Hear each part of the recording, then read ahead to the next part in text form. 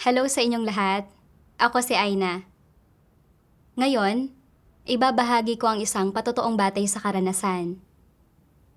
Noong nananampalataya pa ang bida sa Panginoon, kumapit siya sa mga relihiyosong kuro-kuro at kinondena at nilabanan niya ang gawain ng makapangyarihang Diyos sa mga huling araw. Matapos basahin ang marami sa mga salita ng makapangyarihang Diyos, nakilala niya na ang makapangyarihang Diyos ay ang nagbalik na Panginoong Hesus. Pero kasabay nito, nakita niya rin mula sa mga salita ng Diyos na hindi palalampasin ng Diyos ang mga kumukondena at naninira sa Kanya, ni hindi niya inililigtas ang mga lumalaban sa Kanya.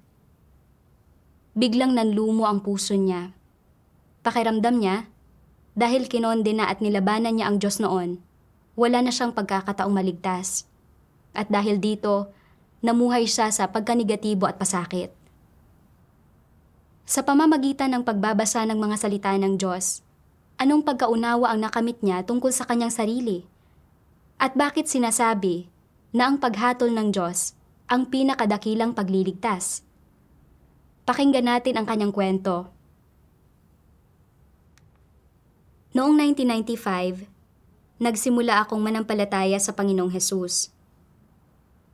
Noong panahong iyon, ginamit ng isang mangangaral ang mga propesiya sa aklat ng pahayag para sabihin sa amin kung gaano kahanga-hanga ang banal na lungsod. Sinabi rin niya na malapit nang dumating ang Panginoong Hesus para dalhin tayo sa ating tahanan sa langit at na sa pamamagitan lang ng pagtalikod at pagugol ng ating sarili para sa Panginoon, tayo makakapasok sa banal na lungsod sa hinaharap. Tuwang-tuwa ako nang marinig ko ito. Pagkatapos niyon, sabik akong nagsimulang dumalo sa mga pagtitipon at mag-alay ng mga handog. Kahit na anong pilit na pagpigil sa akin ng asawa ko o ng kapatid kong lalaki at ng kanyang asawa, walang nakatinag sa paninindigan kong sumunod sa Panginoong Hesus. Makalipas ang 3 taon, humingi ng diborsyo sa akin ang asawa ko dahil pinanindigan ko ang pananalig ko sa Panginoon. Pumayag ako. Pagkatapos niyon, inialay ko ang lahat ng ari-arian ko sa simbahan at buong pasyang iniwan ko ang aming tahanan para mangaral at gumawa para sa Panginoon. Makalipas ang 2 buwan, naging katrabaho ako na responsable sa mahigit 70 simbahan.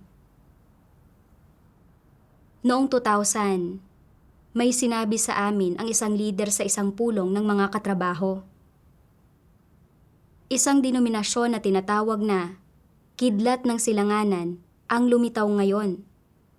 Sinasabi nila na nagbalik na ang Diyos sa katawang tao bilang makapangyarihang Diyos at gumagawa ng isang bagong yugto ng gawain. Imposible ito. Ni hindi na nga sila nagbabasa ng Biblia. Ang lahat ng salita ng Diyos ay nasa Biblia. Walang mga salita ng Diyos sa labas ng Biblia. Ang pag-iwan sa Biblia ay hindi na pananampalataya sa Panginoon. Nangangaral sila kahit saan, at nagnakaw sila ng maraming mabuting tupa mula sa lahat ng denominasyon.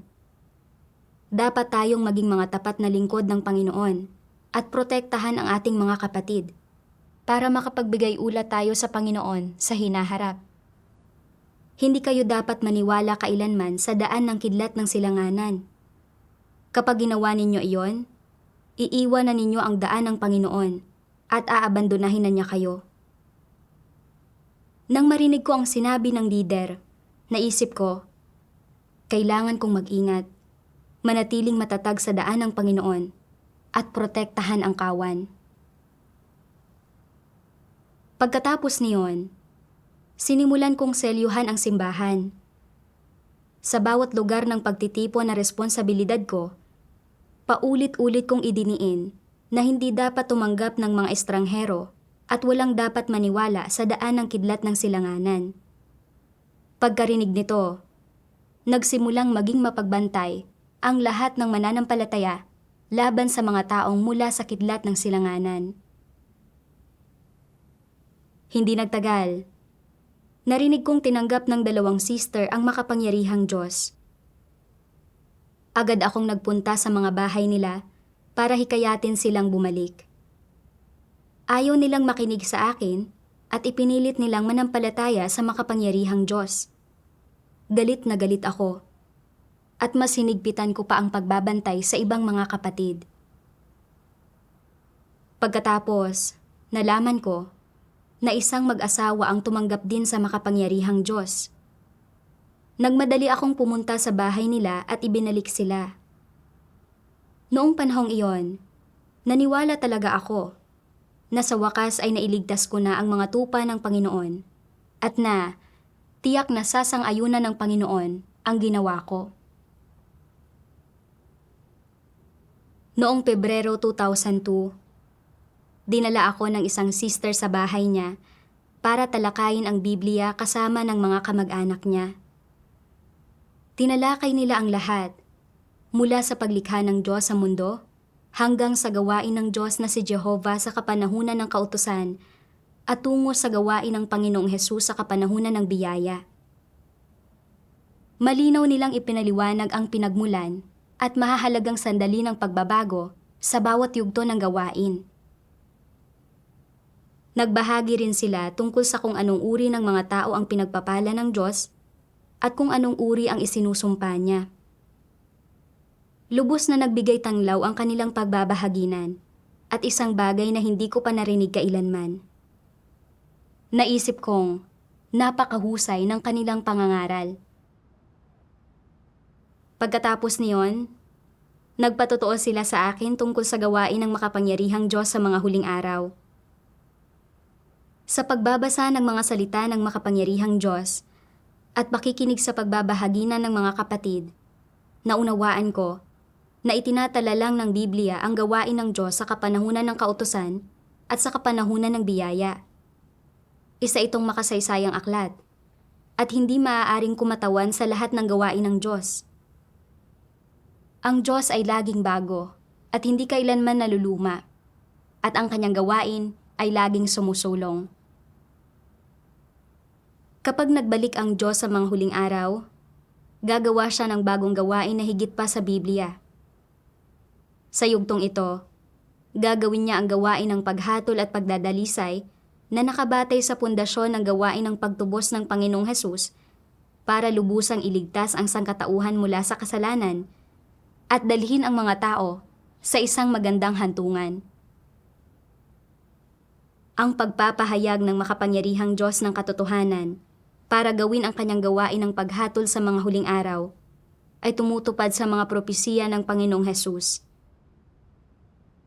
Siya na nagtatakwil sa akin at hindi tumatanggap sa aking mga salita ay mayroong isang hahatol sa kanya. Ang salitang aking sinalita ay siyang sa kanya'y hahatol sa huling araw. Mayroon pa akong maraming bagay na sa inyo ay sasabihin, ngunit ngayon ay hindi ninyo kakayanin. Gayunman ay kapag siya, ang Espiritu ng katotohanan ay dumating, papatnubayan niya kayo sa buong katotohanan. Lalo na nang makita ko na binuksan ng makapangyarihang Diyos ang lahat ng hiwaga ng Biblia, na ang salita ay nagpapakita sa katawang tao ay ang maliit na balumbo ng papel na binuksan ng kordero na ipinropesiya sa pahayag, at na iyon ang sinasabi ng banal na Espiritu sa mga iglesia, na pagtanto ko na ang kidlat ng silanganan na palagi kong tinatanggihang tanggapin ay siya pala mismong pagpapakita at gawain ng Panginoong Hesus sa mga huling araw. Nakaramdam ako ng hindi maipaliwanag na kirot sa aking puso. Naisip ko kung paano, mula nang manampalataya ako sa Panginoon, nalampasan ko ang pang-uusig ng aking asawa at nag-alay ako tulad ng dukhang byuda. Tinalikuran ko ang lahat para gumawa para sa Panginoon. Akala ko ay matatag ako sa daan ng Panginoon, debotong nagbabantay sa kanyang kawan. Hindi ko kailanman inakala na hindi man lang ako maghahanap ng katotohanan kapag nagbalik na ang Panginoon. Pikit mata akong kumapit sa sarili kong mga kuro-kuro at imahinasyon, sa paniniwalang imposibleng magkatawang tao ang Diyos, na hindi maaaring lumampas sa Biblia ang kanyang gawain at iba pa. Mapagmataas kong kinondena at nilabanan ang gawain ng Diyos sa mga huling araw. Sinelyuhan ang simbahan para pigilan ang mga kapatid na siyasatin ang tunay na daan at ibinalik ko pa sa dati kong denominasyon ang isang mag-asawang tumanggap na ng gawain ng Diyos sa mga huling araw.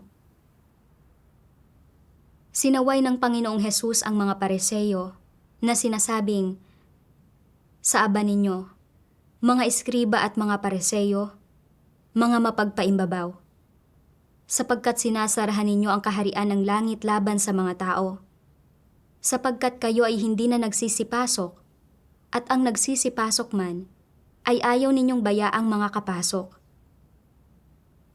Hindi ba't ang mga kilos ko ay katulad ng sa mga Pariseo? Hindi ko tinanggap ang gawain ng Diyos sa mga huling araw, at ginawa ko rin ang lahat para pigilan ang ibang mananampalataya na tanggapin ito. Hindi ba't paghila iyon sa kanila pababa sa impyerno? Napakarami kong nagawang kasamaan. Hindi ba't nakatadhana rin ako para sa kasawian? Napuno ng pagsisisi ang puso ko. Pero naisip ko, ang magawang tanggapin ang gawain ng Diyos sa mga huling araw ay biyaya at awa ng Diyos sa akin. Kailangan kong mangaral ng ebanghelyo para makabawi sa aking mga pagsalangsang. Siguro, kung mas ipangangaral ko ang ebanghelyo, hindi tatandaan ng Diyos ang mga pagsalangsang ko. Kalaunan, isinama ko ang isang sister para ipangaral ang ebanghelyo sa mag-asawang hinila ko pabalik.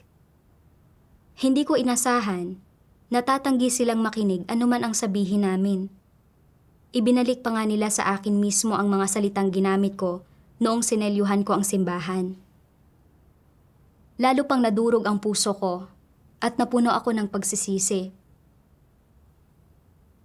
Para makabawi sa mga pagsalangsang ko, lalo pa akong nangaral ng ebanghelyo.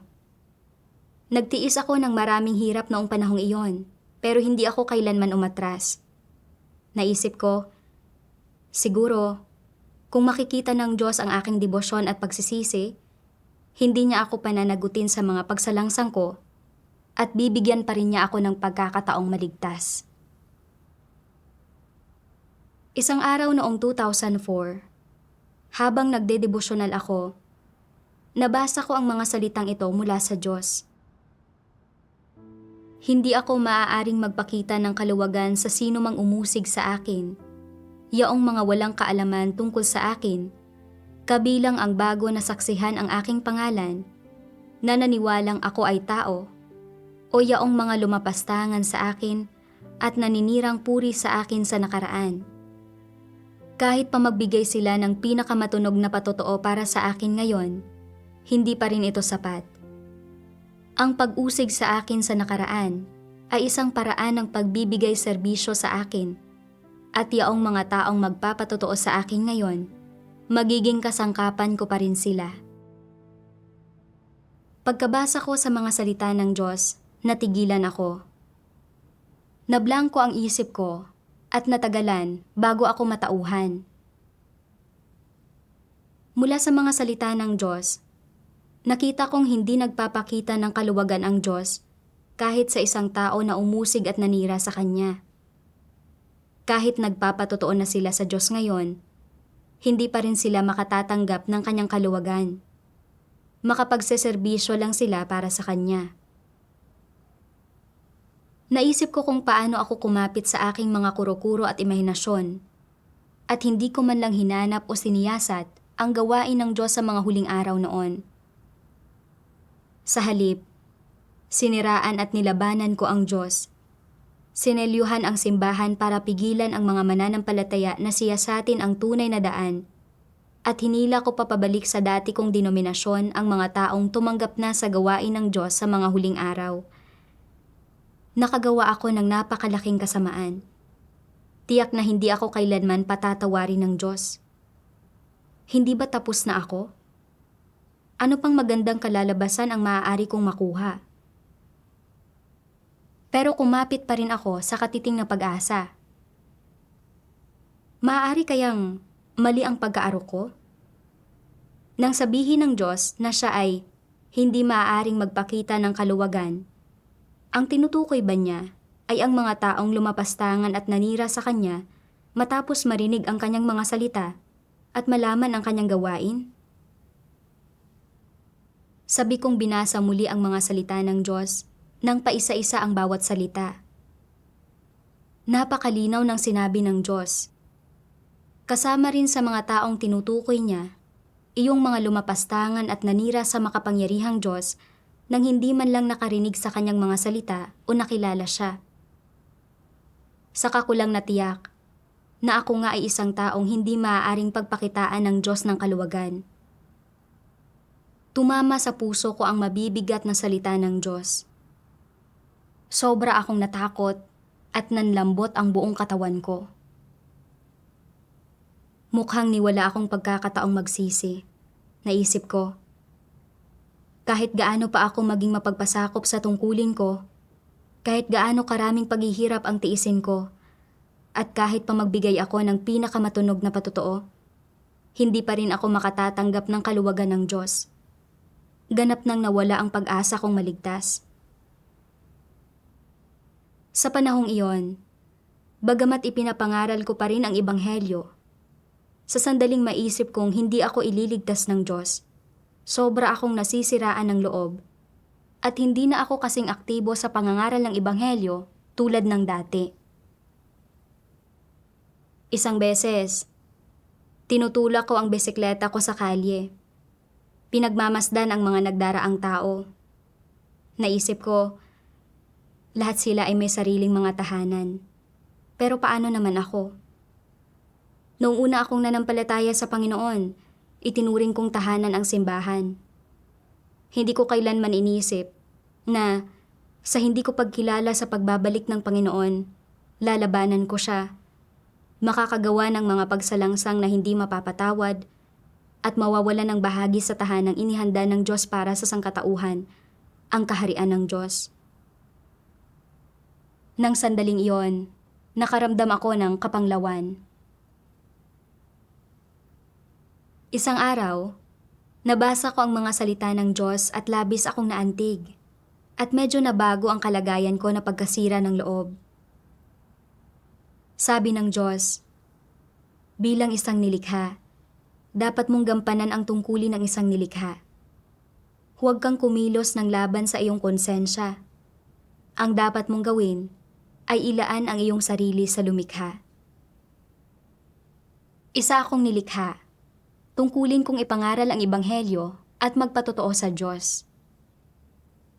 Hindi ko pwedeng itigil ang masigasig na paggawa ng tungkulin ko dahil lang sa hindi ako magkakaroon ng magandang kinalabasan. Hindi ba't kawalan iyon ng konsensya at katwiran?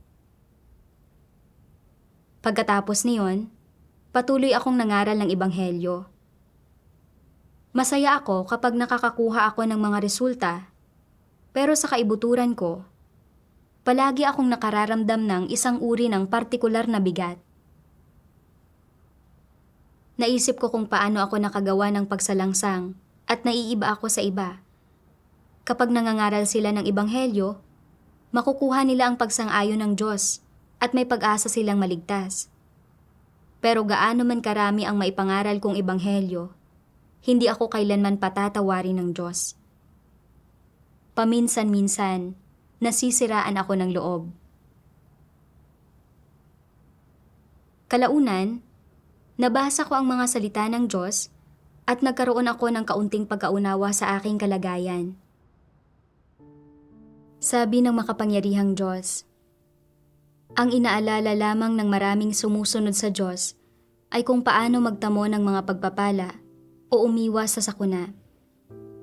Sa sandaling mabanggit ang gawain at pamamahala ng Diyos, tumatahimik sila at nawawalan ng lahat ng interes. Iniisip nila na ang pag-unawa sa gayong nakababagot na mga isyu ay hindi makakatulong sa paglago ng kanilang buhay o makakapagbigay ng anumang pakinabang. Dahil dito, Bagaman nakarinig sila ng impormasyon tungkol sa pamamahala ng Diyos, hindi nila ito sineseryoso. Hindi nila ito nakikita bilang isang mahalagang bagay na dapat tanggapin, lalong hindi nila ito naaarok sa pamamagitan ng pagturing dito bilang isang bahagi ng kanilang buhay. Ang pakay ng mga taong ito sa pagsunod sa Diyos ay napakasimple, at ito ay para sa iisang layon, ang mapagpala. Hindi man lang nag-aabala ang mga taong ito na bigyang pansin ang iba pang bagay na walang kinalaman sa layong ito. Para sa kanila, ang pagkakamit ng mga pagpapala, ang pinakalihitimong layon sa pananampalataya sa Diyos. Ito ang mismong halaga ng kanilang pananalig.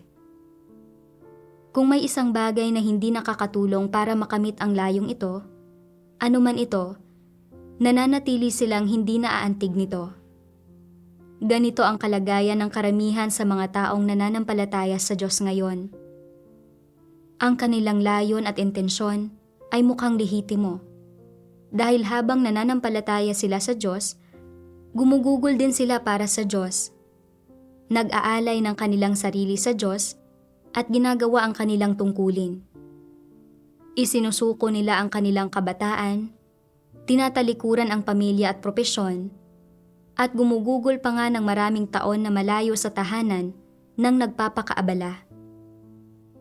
Para sa kapakanan ng kanilang pinakalayon, binabago nila ang kanilang sariling mga interes, ang kanilang pananaw sa buhay, at maging ang direksyong kanilang hinahangad. Subalit hindi nila mabago ang layon ng kanilang pananampalataya sa Diyos. Nagpaparoot pa rito sila para sa pamamahala ng sarili nilang mga adhikain. Gaano man kalayo ang daan, at gaano man karami ang mga paghihirap, panganib, at balakid sa daan, nananatili silang matyaga at walang takot sa kamatayan. Anong kapangyarihan ang nagtutulak sa kanila na patuloy na ialay ang kanilang sarili sa ganitong paraan? Ang kanila bang konsensya? Ang kanila bang dakila at marangal na karakter? Ang kanila bang determinasyong labanan ang mga puwersa ng kasamaan hanggang sa pinakahuli? Ang pananalig ba na taglay nila para magpatotoo sa Diyos nang hindi naghahanap ng gantimpala? Ang kanila bang debosyon ng pagiging handang isuko ang lahat upang tuparin ang kalooban ng Diyos? O ang kanila bang dedikadong diwa ng palaging pagtalikod sa personal na maluluhong kahilingan? Ang magawa ng isang tao na gugulin ang labis na dugo ng puso kahit hindi niya kailanman naunawaan ang gawain ng pamamahala ng Diyos, sa napakapayak na pananalita, ay isang napakalaking himala. Sa ngayon, huwag nating talakayin kung gaano kalaki ang naibigay ng mga taong ito. Gayunpaman, ang kanilang pag-uugali ay lubos na karapat-dapat nating himayin. Bukod sa mga pakinabang na lubos na nauugnay sa kanila, maaari kayang may iba pang dahilan kung bakit ang mga taong hindi kailanman nakakaunawa sa Diyos ay magbabayad ng gayong malaking halaga para sa Kanya? Dito, natutuklasan natin ang isang problema na dating hindi natukoy ng tao. Ang ugnayan ng tao sa Diyos ay isang ugnayan lamang ng hayagang pansariling interes. Isa itong ugnayan sa pagitan ng isang tumatanggap at isang nagbibigay ng mga pagpapala. Sa madaling salita, ito ang ugnayan sa pagitan ng empleyado at ng amo. Nagtatrabaho ng husto ang empleyado para lang makatanggap ng mga gantimpalang ipinagkakaloob ng amo. Walang pagmamahal na parang sa magkapamilya sa ganitong uri ng ugnayan na nakabatay sa pansariling interes, transaksyon lamang. Walang nagmamahal o minamahal, kawang gawa at awa lamang. Walang pag-unawa, tanging walang magawang paglunok sa galit at panlilin lang. Walang pagiging matalik, isang malaking agwat lamang na hindi matatawid. Ngayong umabot na ang mga bagay-bagay sa puntong ito, sino ang makapagbabaligtad ng gayong kalakaran? At ilang tao ang may kakayahang tunay na maunawaan kung gaano nakalala ang ugnayang ito? Naniniwala ako na kapag ibinababad ng mga tao ang kanilang sarili sa masayang kapaligiran ng pagiging pinagpala, walang sino man ang makakaisip kung gaano kahiya-hiya at kapangit tingnan ang gayong ugnayan sa Diyos. Pagkabasa ko sa mga salita ng Diyos, naliwanagan ako at nahiya.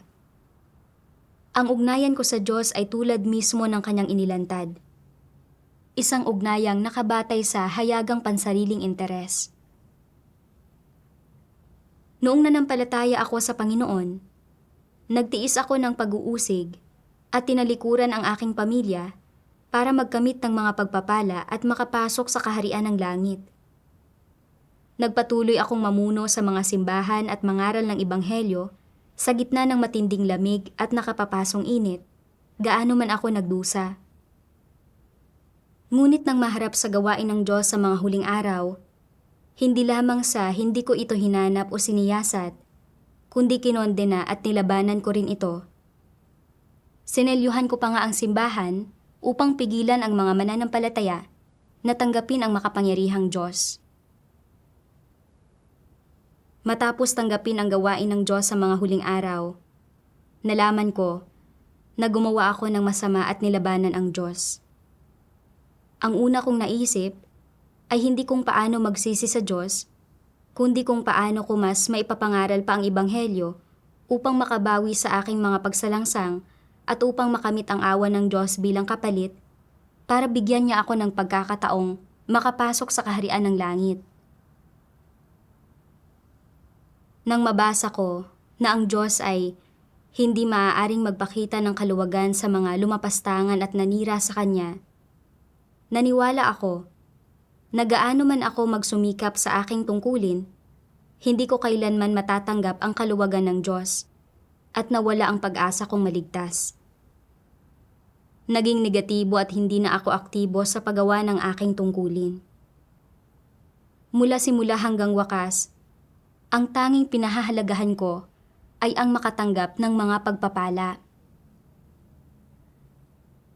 Tinalikuran ko ang lahat, ginugol ang aking sarili, nagpakapagod at gumawa hindi para hangarin ang katotohanan o makilala ang Diyos, kundi para ipalit sa pagpapala na makapasok sa kaharian ng langit. Hindi ba't ito mismo ang inilantad ng Diyos bilang tanging walang magawang paglunok sa galit at panlilin lang? Sa lahat ng taon ko ng pananampalataya sa Diyos, hindi ko kailanman hinanap ang mga layunin ng Diyos. Hindi ko kailanman inisip kung ano ang nais ng Diyos na hangarin ko, ano ang kanyang mga hinihingi sa akin, kung paano ko dapat isaalang-alang ang kanyang mga layunin at palugurin siya, o kung paano ko dapat hangarin ang katotohanan upang makamit ang pagbabago sa aking disposisyon. Sa isip ko, ang paghahangad ng katotohanan sa aking pananalig ay parang dagdag lang, at ang paghahangad ng mga pagpapala ang tila pinakamakatotohanan. Talagang nabulag ako ng pagnanais para sa mga pagpapala, at tumatahak ako sa maling landas noon pa man. Naisip ko si Pablo.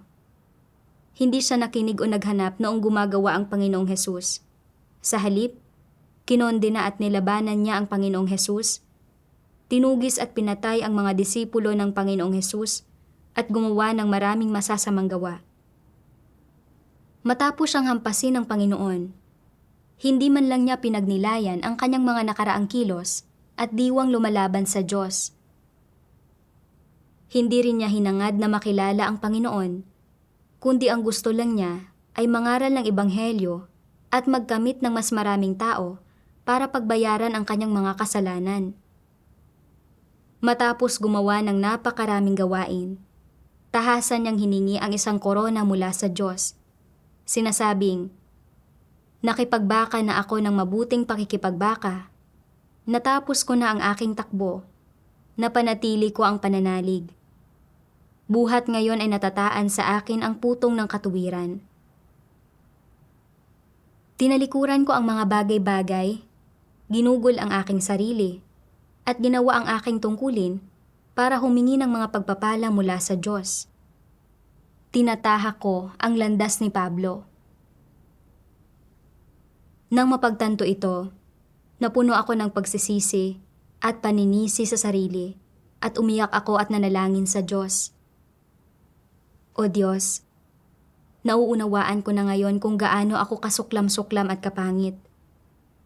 Bagamat nangangaral na ako ng ebanghelyo at gumagawa ng aking tungkulin sa loob ng maraming taon, ginagamit ko lang talaga ang tungkulin ko para makamit ang aking layon na makatanggap ng mga pagpapala. Tunay na hindi ako karapat-dapat na mabuhay sa iyong harapan. Mahal na Diyos, ipinananalangin ko na akayin mo ako na hangarin ang pagbabago sa aking disposisyon at hangaring makilala ka. Pagkatapos ay nagbasa pa ako ng mga salita ng Diyos at nagkaroon ako ng kaunting pagkaunawa sa kanyang layunin na iligtas ang tao. Sabi ng makapangyarihang Diyos, ngayon ay hinahatulan kayo ng Diyos, kinakastigo kayo at kinukondena kayo. Ngunit dapat mong malaman na ang punto ng pagkondena sa iyo ay upang makilala mo ang iyong sarili. Siya ay kumukondena, sumusumpa, humahatol at kumakastigo para makilala mo ang iyong sarili, para magbago ang iyong disposisyon, at higit pa rito, para malaman mo ang iyong halaga at makita na lahat ng kilos ng Diyos ay matuwid at alinsunod sa kanyang disposisyon at mga pangangailangan ng kanyang gawain, na siya ay gumagawa alinsunod sa kanyang plano para sa kaligtasan ng tao, at na siya ang matuwid na Diyos na nagmamahal at nagliligtas sa tao at humahatol at kumakastigo rin sa tao. Kung alam mo lamang na mababa ang iyong katayuan, na ikaw ay tiwali at mapaghimagsik, ngunit hindi mo alam na nilalayo ng Diyos na ibunyag ang kanyang pagliligtas sa pamamagitan ng paghatol at pagkastigo na kanyang ginagawa sa iyo ngayon, wala kang paraan para makaranas ng mga bagay, lalong wala kang kakayahang patuloy na sumulong. Ang Diyos ay hindi naparito upang hampasin o lipulin ang mga tao, kundi upang hatulan, sumpain, kastiguhin, at iligtas sila. Hanggang sa matapos ang kanyang 6,000 taong plano ng pamamahala, bago niya ibunyag ang kalalabasan ng bawat kategorya ng tao, ang gawain ng Diyos sa lupa ay ganap na para sa pagliligtas. Ang layo nito ay para lamang gawing lubusang ganap yaong mga nagmamahal sa Kanya at magpasailalim sila sa Kanyang kapamahalaan. Ang Diyos ay naparito para gumawa sa lupa upang iligtas ang tiwaling sangkatauhan. Walang kasinungalingan dito. Kung hindi ito ang kaso, tiyak na hindi sana siya naparito upang gawin ang kanyang gawain ng personal. Dati-rati, ang kanyang paraan ng pagliligtas ay may kasamang pagpapakita ng sukdulang awa at mapagmahal na kabaitan, kaya ibinigay niya ang lahat niya kay Satanas kapalit ng buong sangkatauhan. Ang kasalukuyan ay hindi kagaya ng nakaraan. Ang pagliligtas sa inyo ngayon ay nangyayari sa panahon ng mga huling araw, kung kailan ibinubukod-bukod ang bawat isa ayon sa kanilang uri. Ang paraan ng pagliligtas sa inyo ay hindi awa o mapagmahal na kabaitan, kundi pagkastigo at paghatol upang ang tao ay kayang mas lubusang maligtas.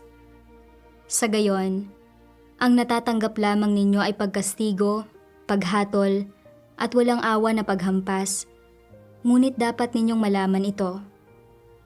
Sa walang awa na paghampas na ito, wala ni katiting na kaparusahan.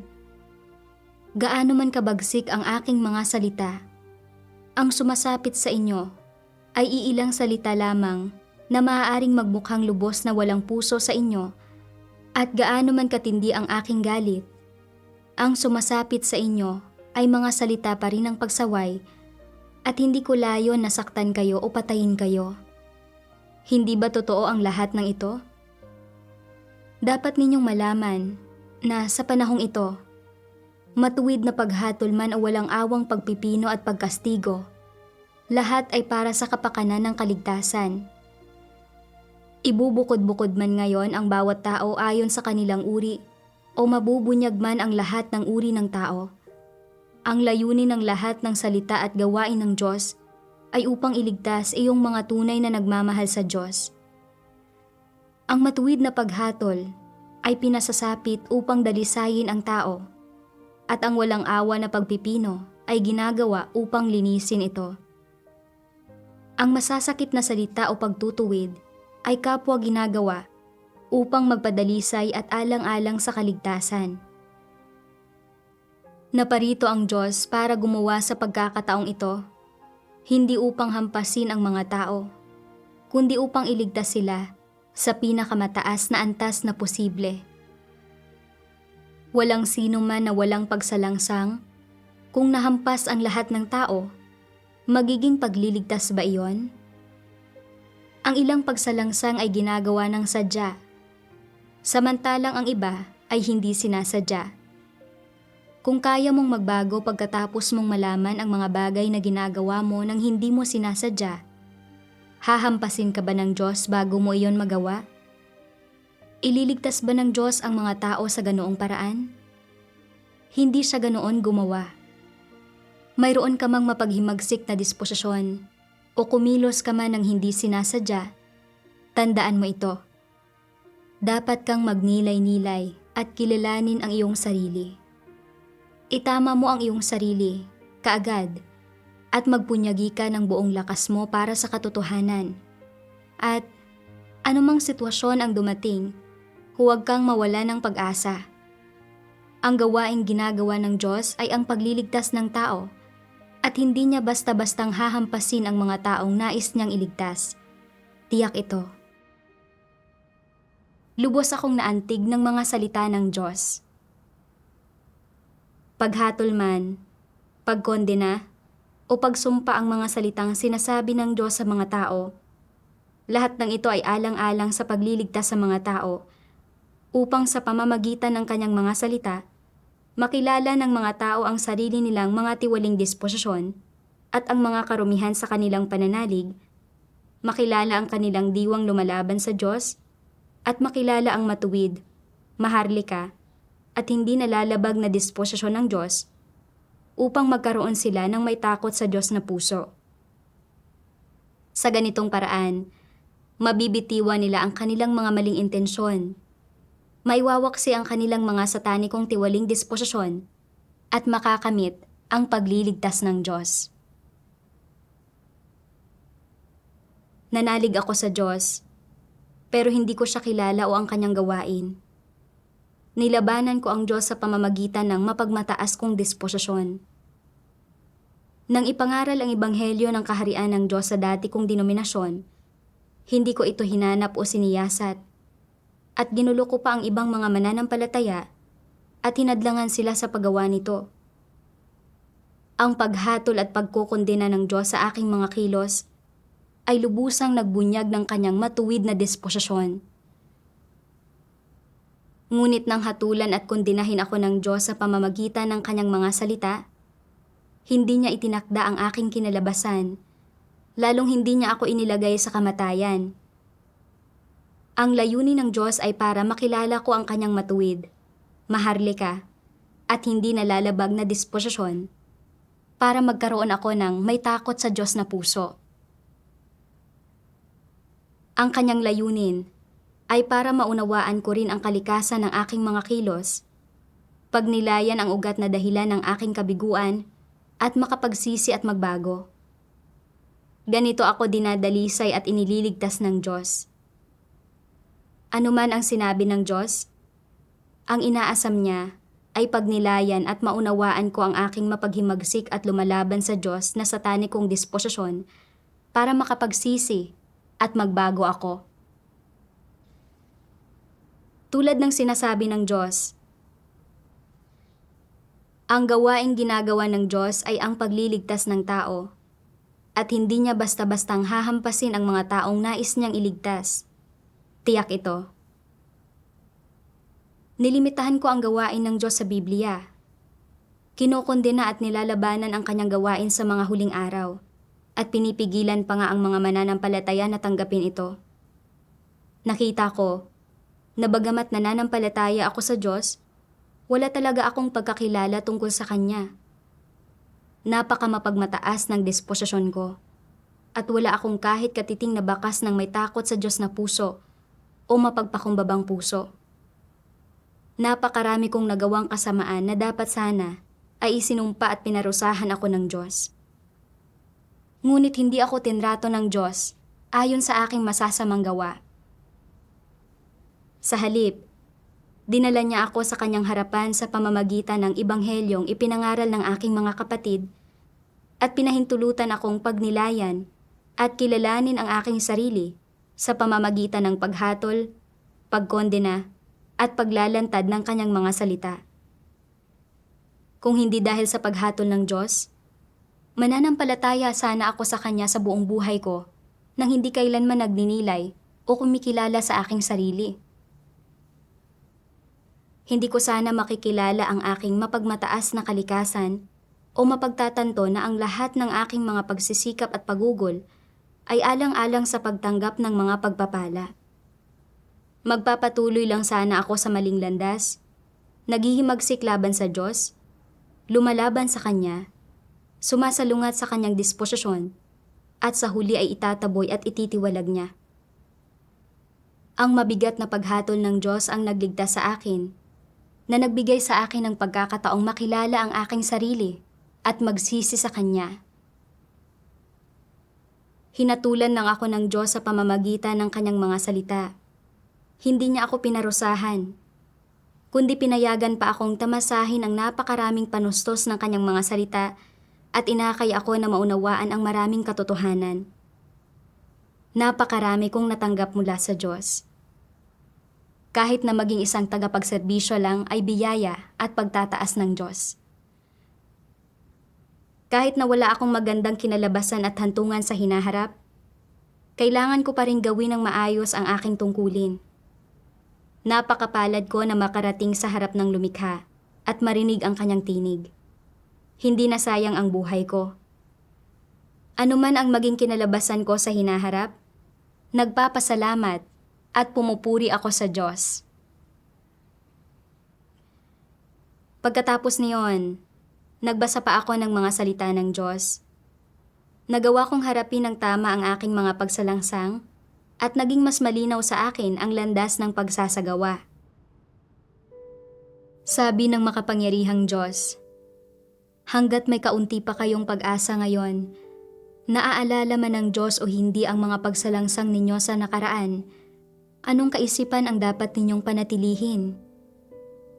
Dapat akong maghangad ng pagbabago sa aking disposisyon, maghangad ng kaalaman tungkol sa Diyos, na hindi na muling maloko ni Satanas at hindi na muling gumawa ng anumang bagay na magbibigay ng kahihiyan sa pangalan ng Diyos. Ang mga tao ngayon ay ginawang tiwali ng napakalalim at walang anumang halaga. Anong mga pangunahing larangan ang nagtatakda kung sila ay maaaring maligtas at kung sila ay mayroong anumang pag-asa? Ang susi ay, pagkatapos makinig sa isang sermon, kung nauunawaan mo ang katotohanan o hindi, kung kaya mong isagawa ang katotohanan o hindi, at kung kaya mong magbago o hindi. Ito ang mga pangunahing larangan. Kung ikaw ay nakakaramdam lang ng pagsisisi, at kapag dumarating ang panahon para gumawa ng mga bagay, ay ginagawa mo lang kung ano ang gusto mo, sa parehong mga dating paraan, hindi lang sa hindi hinahanap ang katotohanan, kumakapit pa rin sa mga dating pananaw, pamamaraan, at regulasyon, at hindi lang sa hindi pinagninilayan at sinusubukang kilalanin ang iyong sarili, pero sa halip ay sumasama pa ng sumasama, at ipinipilit pa ring lakaran ang dating mong landas, ikaw ay magiging walang pag-asa at dapat isantabi. Sa mas malawak na kaalaman tungkol sa Diyos at mas malalim na kaalaman tungkol sa sarili mo, mas magiging kaya mong pigilan ang sarili mo sa paggawa ng masama at sa pagkakasala. Kapag mas lubusan ang kaalaman mo tungkol sa iyong kalikasan, mas mabuti mong mapoprotektahan ang iyong sarili. At pagkatapos ibuod ang mga karanasan at natutunan mo, hindi ka na muling mabibigo. Kung gusto ng mga tao na lutasin ang kanilang mga maling pagkaunawa tungkol sa Diyos, Sa isang banda ay dapat nilang alamin ang sarili nilang mga tiwaling disposisyon at himayin at alamin ang mga pagkakamaling nagawa nila at ang mga maling landas na tinahak nila at ang kanilang mga pagsalangsang at kapabayaan. Sa ganitong paraan lang nila makikita ng malinaw ang sarili nilang kalikasan at magkakamit ng kaalaman dito. Bukod pa rito, dapat makita nila ng malinaw kung bakit nila tinatahak ang maling landas at bakit sila gumagawa ng napakaraming bagay na lumalabag sa mga katotohanang prinsipyo at kung ano ang kalikasan ng mga gawaing ito. Higit pa rito, dapat nilang maunawaan kung ano ba mismo ang mga layunin at mga hinihingi ng Diyos sa kanila, kung bakit laging wala silang kakayahan na kumilos ayon sa mga hinihingi ng Diyos, at kung bakit lagi silang sumasalungat sa kanyang mga layunin at ginagawa ang gusto nila. Dalhin ninyo ang mga bagay na ito sa harap ng Diyos at manalangin kayo. Unawain ninyo ng malinaw ang mga ito, at pagkatapos ay mababago na ninyo ang inyong kalagayan, mababago na ninyo ang takbo ng inyong pag-iisip, at malulutas na ninyo ang maling pagkakaunawa ninyo sa Diyos. May mga tao na laging nagkikimkim ng mga diwastong layunin, anuman ang ginagawa nila. Lagi silang mayroong masasamang ideya, at hindi nila masuri kung tama ba o mali ang lagay ng kanilang kalooban, ni makilatis ito ayon sa mga salita ng Diyos. Magulo ang isip ng mga taong ito.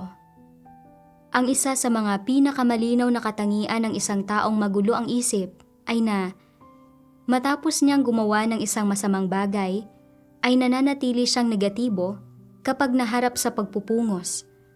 Nagpapakalugmok pa nga siya sa kawalang pag-asa at itinatakda na katapusan na niya at hindi na siya maililigtas pa. Hindi ba't ito ang pinakakalunos-lunos na asal ng isang taong magulo ang isip?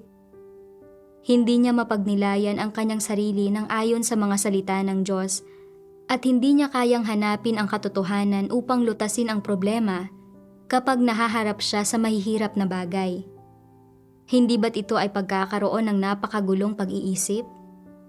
Malulutas ba ng pagpapakalugmok mo sa kawalang pag-asa ang mga problema?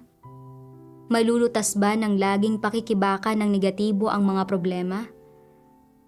Dapat maintindihan ng mga tao na kung magkamali o magkaproblema sila, ay dapat nilang hanapin ang katotohanan para lutasin iyon.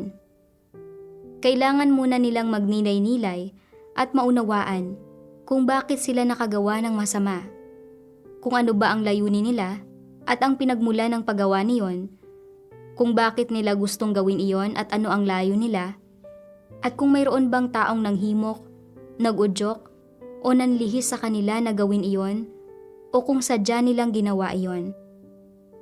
Ang mga tanong na ito ay dapat na mapagnilayan at malinaw na maintindihan.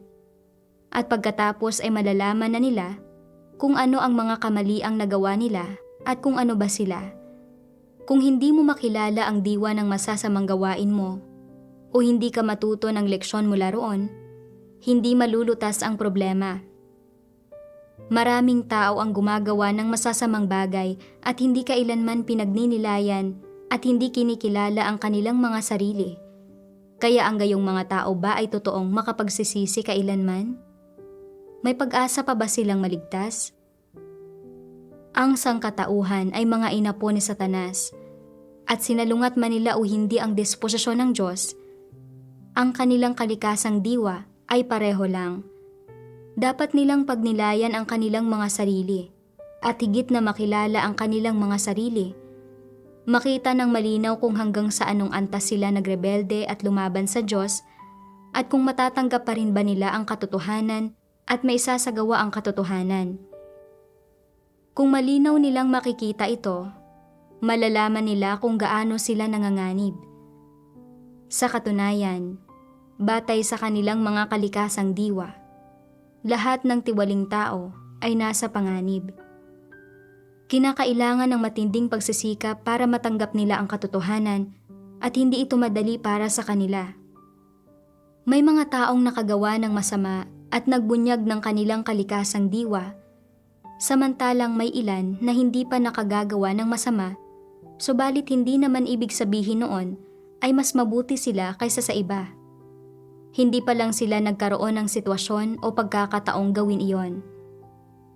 Yamang mayroon kang ganitong mga pagsalangsang, dapat na maging malinaw sa puso mo kung anong saloobin ang dapat mayroon ka ngayon, kung ano ang dapat mong panagutan sa Diyos, at kung ano ang gusto niyang makita. Dapat mong alamin ang mga bagay na ito sa pamamagitan ng pananalangin at paghahanap. Pagkatapos ay malalaman mo kung paano ka dapat maghangad sa hinaharap at hindi ka na maiimpluwensyahan o malilimitahan ng mga pagkakamaling nagawa mo dati. Dapat tahakin mo ang landas sa harapan at gampanan ang iyong tungkulin gaya ng nararapat at huwag nang magpakalugmok sa kawalang pag-asa. Dapat kang ganap na umahon mula sa pagiging negatibo at sa maling pagkakaunawa. Sa isang banda, ang paggawa mo ng iyong tungkulin ngayon ay para makabawi sa mga pagsalangsang at kapabayaan mo dati. Ngunit kahit papaano man lang, ay ito dapat ang mentalidad na mayroon ka. Sa kabilang banda, dapat ay positibo at maagap kang makipagtulungan. Gawin mo ang lahat para magawa mo ng mabuti ang tungkuling dapat mong gampanan at matupad ang iyong mga responsibilidad at obligasyon. Ito ang dapat gawin ng isang nilikha. Mayroon ka mang anumang mga kuro-kuro tungkol sa Diyos o nagbubunyag ka man ng katiwalian o sinasalungat mo ang kanyang disposisyon, dapat mong lutasin ang lahat ng ito sa pamamagitan ng pagninilay-nilay sa sarili mo at paghahanap sa katotohanan. Dapat kang matuto mula sa mga kabiguan mo at lubusan kang umahon mula sa anino ng pagiging negatibo. Mula sa mga salita ng Diyos na unawaan ko, natandaan man o patawarin ng Diyos ang aking mga pagsalangsang, hanggat may katiting na pag-asa para sa kaligtasan, hindi ako dapat sumuko. Kailangan ko lang magtuon sa paghahangad ng katotohanan at sa pagbabago sa aking disposisyon. Ito ang tamang landas. Isang katunayan na nakagawa ako ng mga pagsalangsang. Pero ngayon, hindi ako ibinigay ng Diyos kay Satanas, ni hindi rin niya inalis ang pagiging karapat-dapat ko sa paggawa ng aking tungkulin. Maaari akong magbasa ng mga salita ng Diyos, gawin ang aking tungkulin, at may pagkakataon pa ring hangarin ang katotohanan at ang pagbabago sa disposisyon, kaya hindi ako pwedeng sumuko. Nasa sa Diyos kung tatandaan o patatawarin niya ang aking mga pagsalangsang. Hindi para sa akin na hulaan iyon. Ang kailangan ko lang gawin ay hangarin ang katotohanan. Ayaw ng Diyos na makulong ako sa aking mga pagsalangsang na ginagawa ang aking tungkulin sa isang negatibong kalagayan. Ang kanyang layunin ay para maunawaan ko ang sanhi ng aking kabiguan upang makapagsisi at magbago ako. Gusto niyang ihinto ko ang paglilimita sa kanya sa pamamagitan ng sarili kong mga kuro-kuro at imahinasyon at ihinto ang pagtrato sa aking pagsisikap bilang isang bentahe para makakuha ng mga pagpapala. Ano man ang makaharap ko, malaki man o maliit, dapat ko itong tingnan ayon sa kanyang mga salita at isagawa ang kanyang mga salita. Iwinasto rin ng mga salita ng Diyos ang aking mga maling pananaw. Iniisip ko dati na naiiba ako sa iba, na may pag-asa silang maligtas sa paggawa ng kanilang mga tungkulin, ngunit dahil sa aking mga pagsalangsang, maaari lang akong maging isang tagapagserbisyo at hindi kailanman maliligtas, gaano man ako magsikap na maghangad. Ito ay isang maling pagkaunawa sa Diyos. Pagkabasa ko sa kanyang mga salita, naunawaan ko na lahat tayo ay mga taong ginawang tiwali ni Satanas at lahat tayo ay may parehong diwang lumalaban sa Diyos. Nagkataon lang na nakagawa ako ng mga pagkakasala laban sa disposisyon ng Diyos na naging dahilan para mas maging malubha ang problema ko. Katunayan iyon, hindi na maibabalik ang panahon. Ang nais makita ng Diyos ay ang aking saloobin ng pagsisisi at ang aking aktwal na mga pagpapamalas. Nanalangin ako sa Diyos. O Diyos, nauunawaan ko na ang iyong layunin ngayon. Sa bawat araw na mabubuhay ako, hahangarin ko ang katotohanan, hahangarin ang pagbabago sa aking disposisyon, at gagawin ng maayos ang aking tungkulin. Patawarin mo man ako o hindi, isa akong nilikha. Kahit pagawin mo akong isang tagapagserbisyo, isa pa rin akong nilikha. Handa akong gawin ang aking tungkulin ng maayos sa isang praktikal na paraan. Sa pagkaunawa nito, mas napanatag ang puso ko. Ngayon na sinabi na sa atin ng Diyos ang lahat ng aspekto ng katotohanan, nakikita ko na ang paghahangad sa katotohanan ang pinakamahalaga. Ano man ang aking kalalabasan sa hinaharap, o kung paano ako tatratuhin ng Diyos, magtutuon ako sa paghahangad sa katotohanan habang ginagawa ang aking tungkulin at hahayaang maging buhay ko ang mga salita ng Diyos. Ito ang dapat kong hangarin. Matapos pagdaanan ang karanasang ito, tunay kong naramdaman na ang paghaton ng Diyos ang pinakamabuting kaligtasan para sa akin. Salamat sa Diyos. Diyan nagtatapos ang kanyang kwento. Nararamdaman natin na kahit gaano pa kahigpit ang mga salita ng Diyos, naglalaman ang mga ito ng kanyang pagmamahal at pagliligtas para sa sangkatauhan, at na ang kanyang paghatol at pagkastigo ang pinakamabuting proteksyon para sa mga tao. Gusto naming malaman ang mga naiisip ninyo tungkol dito, kaya mangyaring mag-iwan ng komento sa ibaba. Salamat sa panonood at hanggang sa muli.